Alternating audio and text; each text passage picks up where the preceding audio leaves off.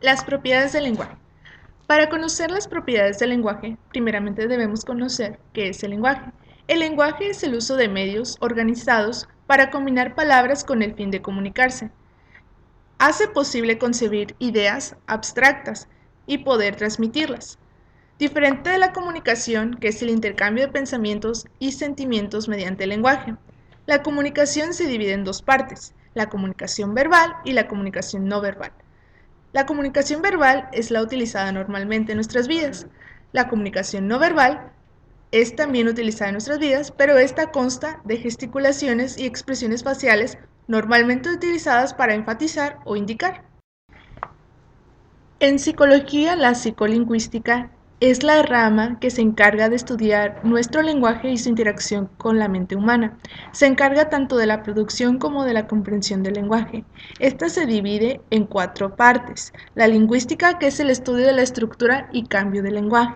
La neurolingüística, que es el análisis de las relaciones entre el cerebro, la cognición y el lenguaje.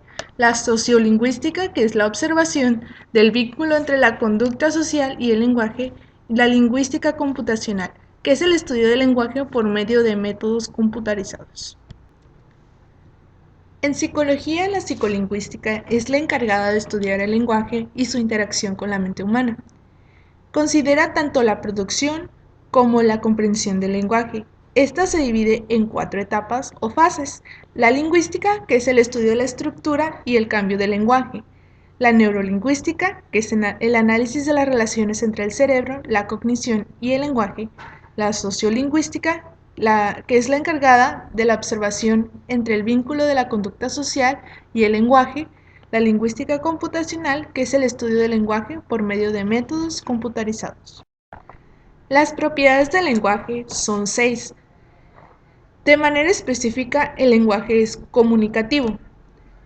Es más fácil comunicarnos con personas de nuestro mismo idioma, arbitrariamente simbólico. Es posible relacionar una idea con un objeto, regularmente estructurado, ya que los arreglos de diferentes símbolos pueden llevar a ideas diferentes. El lenguaje es estructurado en múltiples niveles, ya sea en sonido, significado o palabras, siempre conlleva una jerarquía. Es generativo productivo. Se pueden producir diferentes y novedosas ideas de forma ilimitada. Es dinámico ya que siempre está en constante evolución. El lenguaje consta de dos aspectos fundamentales, la comprensión receptiva y la codificación expresiva. La comprensión receptiva consta de dos niveles, decodificar, que es derivar el significado de cualquier sistema simbólico de referencia que se esté usando, y la comprensión verbal, que es interpretar la entrada lingüística escrita y hablada como palabras, oraciones y párrafos. La codificación expresiva consta de dos niveles igualmente, que es codificar y la fluidez verbal. Codificar quiere decir almacenar la información en la memoria de largo plazo o de corto plazo. Y la fluidez verbal, que es la capacidad expresiva para producir un resultado lingüístico. El lenguaje puede dividirse jerárquicamente de la siguiente manera. En primer lugar está el fono, que es el sonido de una vocal, sea A, E, I, O, U. Fonema, que es la unidad más pequeña de sonido del lenguaje que puede emplearse para distinguir una expresión de un idioma a otro. Puede ser, por ejemplo, la, le, li. Alófonos, que son variantes de sonido del mismo fonema. Morfema, que es la unidad más pequeña que denota significado dentro de un idioma particular. Este consta de las palabras raíz, que son porciones de palabras que contienen la mayor parte del significado, y los afijos, que comprenden dos partes, los sufijos y el prefijo. El sufijo indica la forma del plural de un sustantivo, y el prefijo procede de la palabra raíz.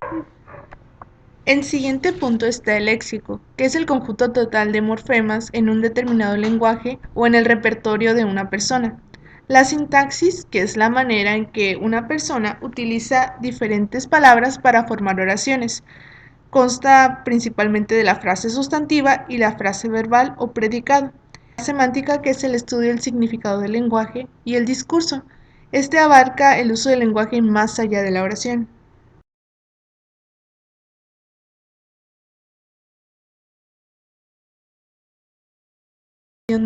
Proceso de la comprensión del lenguaje. Según varios estudios, podemos percibir el habla con bastante rapidez. Somos capaces de percibir 50 fonemas por segundo en un idioma que manejamos con facilidad. En este punto se da un fenómeno llamado coarticulación.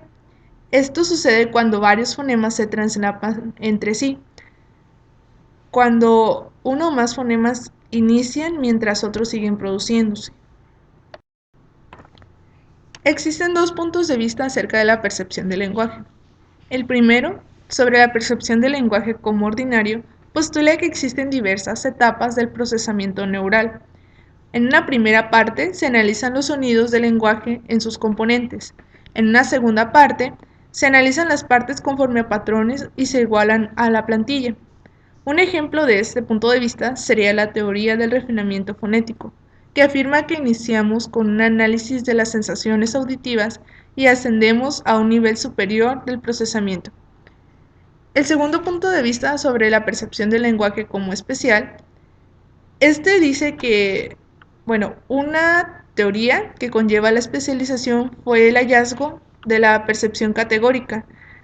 Quiere decir que nosotros percibimos el sonido conforme a categorías, dependiendo de las ondas sonoras que lleguen hacia nuestros conductos auditivos.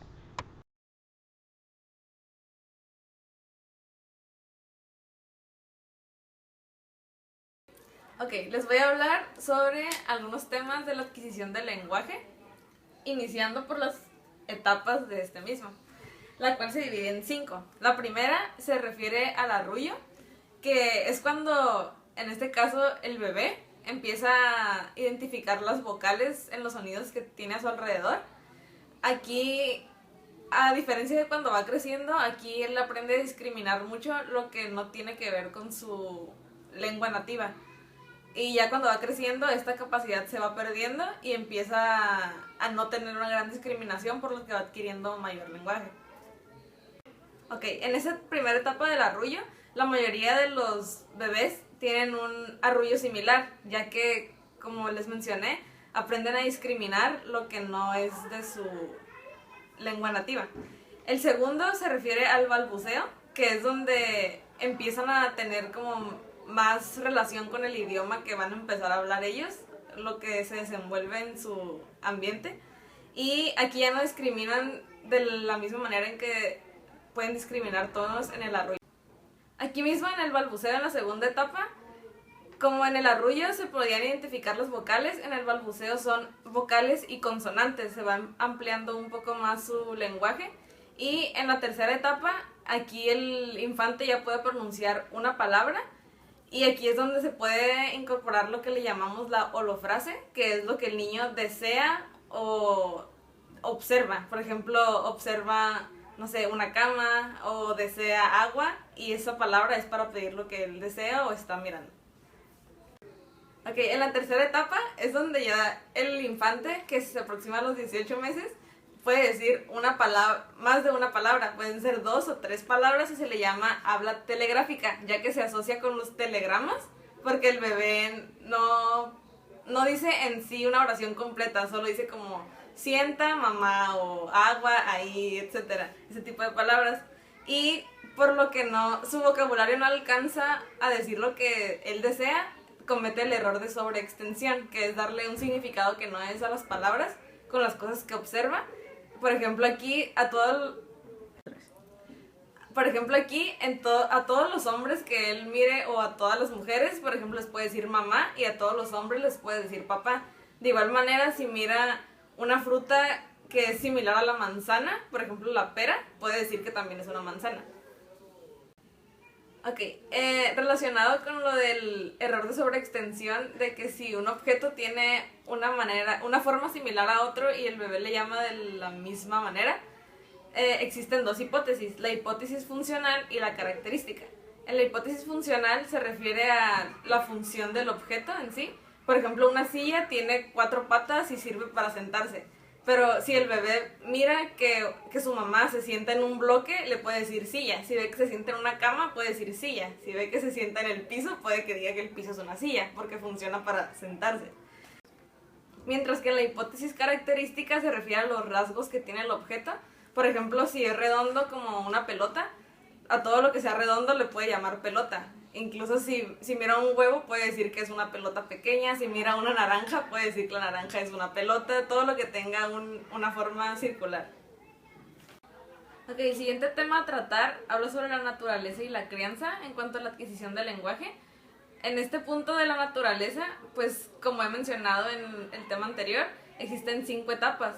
Y en esas etapas es muy importante la manera en que los infantes reciben o adquieren el lenguaje. Y en esas etapas, si los niños se llegan a saltar alguna de ellas, va a ser muy difícil adquirirlo.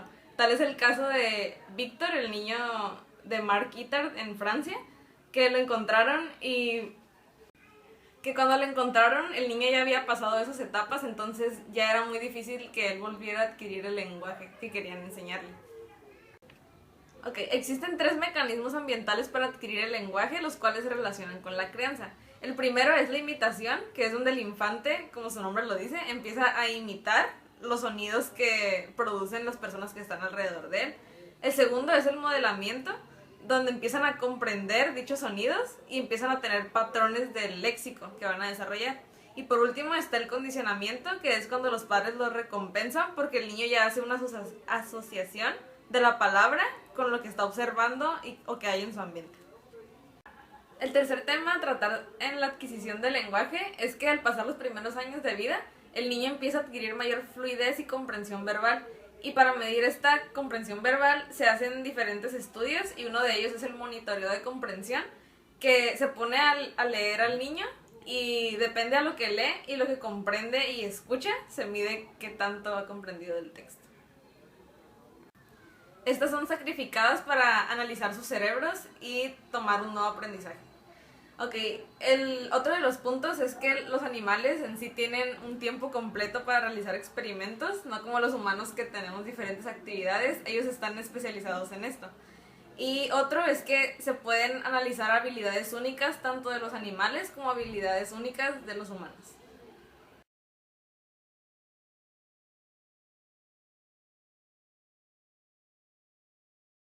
Mi nombre es Nayeli y la sección que tengo yo es la de lenguaje y pensamiento. Este tema inicia describiéndose a sí mismo como uno de los más interesantes en el lenguaje en sí, y lo es, ya lo comprobé. El primer subtema es la diferencia entre lenguas. Abre con una pregunta que es cómo influye el pensamiento en el lenguaje, y al final de cuentas eso hace, ya que hay otras preguntas más adelante sobre si lo determina, y realmente al final la pregunta podrá quedar un poco abierta, pero lo que yo sentí es que sí influye, más no determina. Pero hay que tomar en cuenta algo muy importante que yo siento que es la base del, tal vez no de todo el tema, pero de este subtema sí, que es el contexto de el lugar en donde está la cultura de las personas. Retomando el ejemplo que tenían de los camellos, bueno, yo lo tomé con los perros porque están hablando de nómadas árabes, lo que significa que tal vez para las personas de allá los camellos son como caballos que tenemos aquí en América y en otras partes del mundo, los cuales los usan para transportar. Podríamos atribuirles incluso sentimientos específicos a tales cosas. Y otra cosa que viene más adelante en el tema es cómo esperamos ciertas cosas de cierto término. Si tenemos, por ejemplo, como los asiáticos que tenían 20 palabras para describir su arroz porque ellos lo producen, también nosotros podemos clasificar, nosotros podemos inclusive agregarle un significado diferente a cada término para describir una misma, ya sea para expresar cariño o desdén, o expresar algo, ya sea para expresar algún sentimiento, cariño, desdén, asco. Otro de los puntos importantes del tema es que en todo idioma los elementos de la oración están volteados, entonces eso hace que sea un poco más interesante la pregunta de si cada persona tiene respecto a su idioma, un sistema cognitivo diferente, que es el tema que viene sobre la relatividad lingüística. La relatividad lingüística nos plantea el punto de que una persona puede tener un sistema diferente en cuanto al lenguaje relativo al lugar donde se encuentra, la manera en la que clasificamos nuestro idioma o cómo optamos por clasificar, vaya. Esto podría traducirse como que estamos sujetos a nuestras palabras, y si no tenemos alguna vez las palabras necesarias para describir lo que estamos sintiendo, entonces no se podría. Por eso esa es una versión un poco más extremista de lo que es en sí la relatividad lingüística. Ciertamente el lenguaje facilita el pensamiento, la memoria y sobre todo la percepción, ya que tendemos a poner etiquetas en cualquier cosa. Por ejemplo, podemos darle el nombre a una cosa, pero si la cosa no tiene nombre y simplemente la vemos, podemos interpretarla como nosotros queramos y darle un nombre diferente al que realmente es, o un significado diferente, ya que una palabra puede representar muchas cosas y, de nuevo, en un idioma puede estar muy claro y en otro puede prestarse a interpretaciones totalmente diferentes o difíciles de entender dado el contexto. Otro tema sobre la relatividad lingüística son los universales lingüísticos, patrones que hay en todos los lenguajes que son patrones característicos. Los símiles, por su parte, son metáforas en las cuales está la palabra tan y como para expresar una comparación. Mi hermano duerme tanto como un oso. Por ejemplo, tu hijo es casi tan alto. Por ejemplo, tu hijo es tan alto como tú. Esto demuestra que nosotros también usamos el lenguaje en el contexto social, como mencionaba anteriormente, para enriquecer el lenguaje más que nada.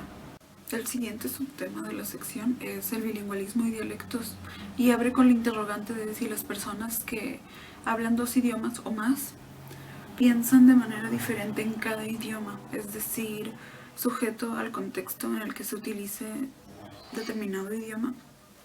Y otra interrogante que se plantea es si el bilingüismo afecta a la inteligencia y de la manera en que lo hace. Esto se puede explicar con 2 tipos de bilingüismo, el aditivo y el sustractivo, en el que el aditivo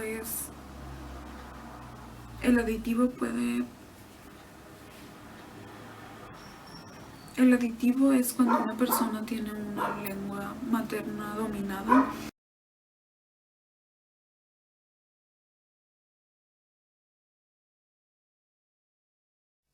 Los actos del discurso aclaran la pregunta ¿qué se logra hablando? Y todos los actos del discurso se pueden clasificar en 5 categorías. La primera categoría es lo representativo, la segunda es una directiva, la tercera es un cometido, la cuarta es una expresiva y la quinta clase es un declarativo.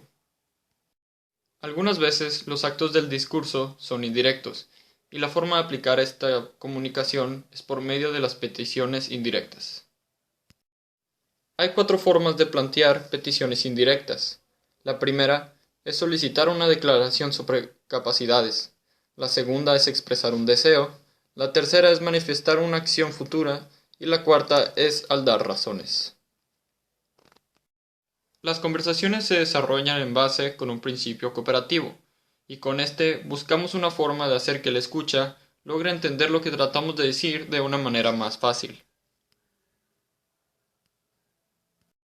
En una conversación, los hombres buscan tener un nivel jerárquico más alto que todos los participantes en ella, mientras que una mujer prefiere dar apoyo y sentirse con un vínculo con la otra persona.